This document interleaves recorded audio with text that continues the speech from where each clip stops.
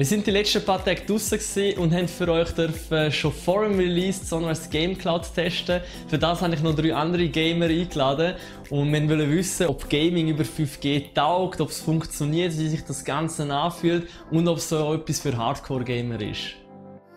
Was passiert eigentlich beim Cloud Gaming? Beim Cloud Gaming ist es so, dass der Nutzer, also der Gamer, auf ein Game zugreift, was lokal nicht verfügbar ist. Also nicht auf CD, nicht auf meiner Festplatte, sondern irgendwo in der Cloud, also auf einem Server. Das ist eigentlich das gleiche Prinzip wie bei Netflix. Bei Netflix ist es ja auch so, ich sehe einen Film in der App, klicke den Film an und dann wird er gestreamt. Den Film habe ich ja nicht auf DVD oder nicht auf meiner Festplatte, sondern der wird 1:1 vom Server gestreamt. Das gleiche passiert beim Cloud Gaming. Also ich greife auf ein Spiel zu, wo ich physisch nicht vor Ort habe, sondern irgendwo auf einem Server liegt. Der Vorteil ist natürlich, man braucht keine Installationen mehr, man braucht keine Updates mehr. Das bedeutet, die meisten Gamer kennen das, ihr kommt vom Arbeiten, wenn das neueste Gaming spielen, okay, zuerst muss ich es herunterladen, 50 GB Update. Und beim Streaming, also beim Cloud Gaming, hat man das nicht mehr. Games sind immer auf dem neuesten Stand, sie sind eigentlich schon installiert, weil sie auf einem Server sind. Das bedeutet, man kommt heim, startet die Applikation und es geht direkt los. Das ist der grosse Unterschied. Da spielt jetzt auch 5G eine wichtige Rolle. Beim 5G ist es nämlich so, dass man eine höhere Bandbreite hat, das heisst eine schnellere Internetverbindung letztendlich. Das ist aber gar nicht so relevant, weil bei 4G ist die Bandbreite eigentlich auch schon genug gut. Was der grosse Gamechanger ist beim 5G, ist natürlich die Latenz. Die Latenz ist eigentlich die Reaktionsgeschwindigkeit, könnte man sagen. Und zwar, wenn ich in einem Game, sagen wir mal bei einem Shooter-Game, zielen will und schiessen, dann habe ich bei 4G eine leichte Verzögerung. Also ich sehe mein Ziel, drücke nach rechts und vielleicht 5-6 Millisekunden später passiert es erst. Dann ist mein Gegner schon weg oder mich hat es getüpft oder was auch immer. Beim 5G ist es so, dass die Latenz viel geringer ist. Also man hat das Gefühl, das Game ist auf der Festplatte drauf oder ich spiele an der Konsole. Das war extrem faszinierend. Ich habe noch 3 andere Gamer eingeladen, die haben das auch testen. Haben dann gesagt, ja tipptopp, ich kann Tomb Raider am Smartphone spielen, cool. Aber so fasziniert sind sie noch nicht gewesen. Bis ich ihnen dann gesagt habe, hey, vergiss das nicht, das Game ist gar nicht auf dem Smartphone, sondern irgendwo auf einem Server. Das bedeutet, alles was du hier eingibst, alles was du hier siehst, die Full-HD-Grafik, teilweise 4K-Grafik, es sind auch Games in 4K, das passiert alles in Echtzeit. Das sind Abfragen vom Controller zum Handy, vom Handy zum Server und dann wieder zurück. Und das passiert alles in Millisekunden. Und dann ist von den meisten immer so ein Aha-Effekt gekommen, so, ja, Scheibe, stimmt ja. Und dann ist es eigentlich für jeden Gamer noch faszinierender gewesen, was dort passiert. Was brauchen wir, um 5G oder 5G Gaming zu benutzen? 3 einfache Sachen. Einmal 5G im Netz. Wo die Netzabdeckung schon stattgefunden hat, das könnt ihr auf der Sunrise-Seite nachschauen. Dann brauchen wir ein 5G-fähiges Smartphone. Da habe ich das Samsung S10 als Leihgerät bekommen und ein Gamepad. Das ist das Gamepad, das Sunrise auch verkaufen wird in ihrem Shop. Das ist kompatibel mit Android, iOS und PC. Ist okay für einen Casual Gamer und auch Preis-Leistung ist da absolut in Ordnung. Mein persönlicher Favorit ist der PS4-Controller. Da kann man einen Clip oben drauf kaufen, da kann man genauso gut das Smartphone reinhängen und mit dem gamen. Es fühlt sich einfach ein bisschen besser an und ich denke, die meisten von euch, die auch eine Konsole haben, eine PS4, dann müsst ihr euch nicht den zusätzlichen Controller holen, plus habt ihr ein Pad in der Hand, das ihr ja schon kennt und euch wohlfühlt. Für alle anderen, die noch keine Game-Konsolen daheim haben, macht es absolut Sinn, auf diesen Controller zuzugreifen. Ist einiges günstiger, so ein Gamepad, PS4 Gamepad kostet 69 bis 89 Franken. Da sind wir einiges günstiger unterwegs, das kostet fast die Hälfte.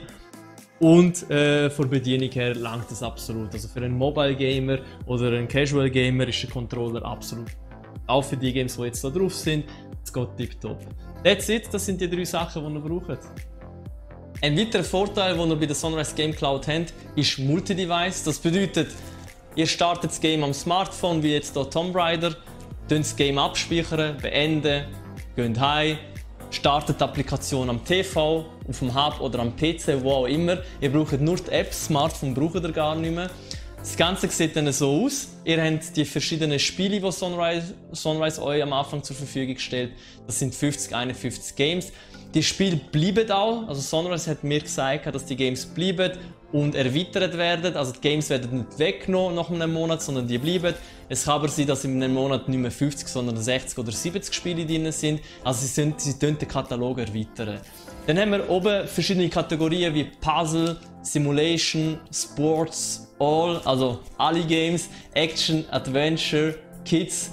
Und beim Multiplayer ist es aber so, dass wir nicht Online-Multiplayer haben. Also ihr könnt, wenn jetzt ein Kollege von euch die App auch hat, nicht gegeneinander spielen online, sondern es ist einfach ein Couch-Coop. Das bedeutet, wenn jetzt ein Kollege da wäre, könnte ich ihm einen zweiten Controller in die Hand drücken und wir könnten miteinander oder gegeneinander gamen. Wir gehen jetzt aber über zu All und zeigen euch mal, wie die App funktioniert. Ihr habt das Tomb Raider. Wie gesagt, das Game ist nicht installiert. Also das Game ist nicht lokal verfügbar. Das ist alles, was ihr hier seht, ist in einer Cloud drin. Wir starten jetzt das Tomb Raider, um euch zu zeigen, wie das Ganze funktioniert. Ihr seht, bestätigt habe ich, das Rädchen dreht, kurzer Blackscreen, Sunrise Game Cloud Logo ploppt auf. Dann kommt eine kleine Meldung, dass das Game modifiziert ist worden. Ich merke keinen grossen Unterschied. Das Einzige, was mir jetzt zum Beispiel bei Tomb Raider aufgefallen ist, dass kein Fotomodus drin ist. Das ist mir aufgefallen, gerade am Anfang, aber sonst ist mir jetzt nicht wirklich etwas aufgefallen. Dann weiter, die Zeiten stimmen auch nicht ganz. Das sind UK-Zeiten, ich nehme mal an, die Server sind in England. Die Stunde ist jeweils 1 Stunde zurück, ist jetzt aber überhaupt nicht wild. Ich könnte mir jetzt nicht vorstellen, dass jemand sich gestört fühlt, weil dort die falsche Zeit angezeigt wird. Wir starten das Game. Wie gesagt, das ist alles in einer Cloud. Es ist nirgendwo verfügbar hier im Studio, sondern das Ganze wird alles gestreamt. Es sieht dann auch genau gleich aus auf dem Smartphone. Also das, was ihr hier seht, ist 1:1 die gleiche Version, wie wenn ihr es auf dem Smartphone gamen würdet. Und ja, für wen ist jetzt die App, ist die Frage natürlich. Ist es für einen Hardcore-Gamer wie mich? Mal eher nicht. Ich sage jetzt mal, für einen Hardcore-Gamer oder einen technikaffinen Mensch sehr interessant, um es mal zu testen, um es mal anzuschauen, um zu sehen, wie das ganze Cloud-Gaming funktioniert, was uns die Zukunft vor allem bringen wird. Das ist die Zukunft, auch wenn es viele nicht wahrhaben wollen. Auch ich nicht. Ihr seht, ich bin ein Sammler, ich habe überall Collectors Editions und physische Spiele. Aber irgendwann wird es so sein, dass wir einfach über Cloud Gaming spielen werden, was auch sicher angenehm ist. Ein Nachteil sehe ich einfach, wenn die Server nicht funktionieren. Dort wäre es vielleicht cool, wenn jetzt zum Beispiel Sunrise eine Option anbietet, wenn ich jetzt zum Beispiel sage, ich fliege jetzt in die Ferien auf Portugal, dass ich jetzt trotzdem meine Games vom AB weitergeben kann, also so eine Offline-Funktion, wie es Netflix auch schon hat. Das wäre vielleicht noch interessant, aber ich sage jetzt mal 90%, wenn ihr die App benutzen werdet ihr es über das Cloud Gaming nutzen, dann ist die Option eigentlich unnötig. Aber ich denke, so ein kleines Nice to have, also eine Offline-Funktion. Ich sehe dort eher Casual Gamer, die das könnten benutzen oder Leute, die vielleicht eher auf dem Smartphone spielen und sich dann sagen, oh, ich würde aber gleich mal gerne ein Tomb Raider spielen oder ein Konsolenspiel. Für diese Leute ist die App sicher sehr interessant, weil sie müssen sich keine Konsole holen, sie haben für 99 eine gute, schöne Auswahl an Spielen. Hochwertige Konsole-Games vor allem, nicht irgendwelche Diamond Dash und Candy Crush Sachen, sondern Konsolenspiele, das ist der grosse Unterschied. Es geht so schnell, ihr glaubt es gar nicht. Also, ich drücke jetzt auf die Taste. Jetzt. Jetzt. Jetzt. Jetzt. Jetzt. Also es ist so es ist eigentlich wie wenn das Game auf der Festplatte wäre. Das ist eigentlich das Wahnsinnige. Das ist etwas, wo ihr müsst das selber probieren. Wirklich, ihr müsst es einfach probiert haben irgendwie. Sunrise wird auch ganz klar nicht Konsole konkurrenzieren, das merkt man auch. Es ist nicht so, dass Sunrise jetzt die App aushaut und sagt, oh, jetzt hauen wir die ganzen Playstations und das Xbox raus. Überhaupt nicht. Ich denke eher, dass Sunrise da uns zeigen möchte, was man mit 5G Gaming machen kann, was jetzt schon machbar ist. Wie gesagt, ich bin sehr skeptisch gewesen, ob die ganzen Streaming-Dienste, die jetzt demnächst auch in die Schweiz rauskommen, nicht nur Sunrise Game Cloud, sondern auch die anderen, ob die wirklich funktionieren.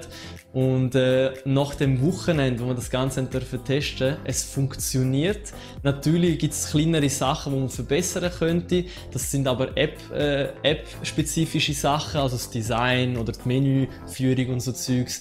Aber an sich funktioniert alles, es verhebt vor allem und ich denke, dass das ganze Cloud Gaming doch früher kommt, als man es eigentlich erwartet hat. Da bin ich sehr gespannt, was in den nächsten Monaten und Jahren passieren wird.